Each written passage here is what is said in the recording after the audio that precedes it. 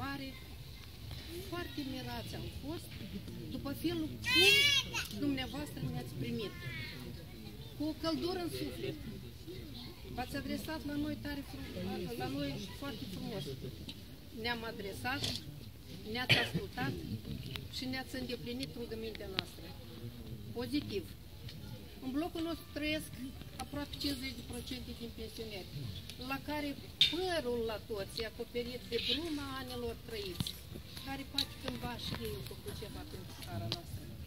De aceea, atâta timp cât noi vom păși pe acest pământ frumos, băgăslovit de Dumnezeu, vrem să ne amintim de dumneavoastră, de gestul dumneavoastră frumos, de căldura sufletului dumneavoastră care ne-ați primit, ne-ați ajutat și ne-ați făcut așa geamuri frumoase, luminoase, prin care să privim la natură.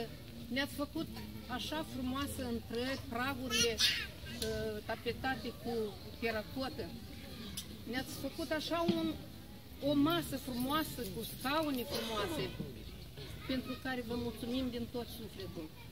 De la numele tuturor pensionerilor, de la numele tuturor locatarilor noștri, eu vă doresc succese frumoase în cariera dumneavoastră și să vă puteți realiza gândurile, visurile și speranțele dumneavoastră. Vă doresc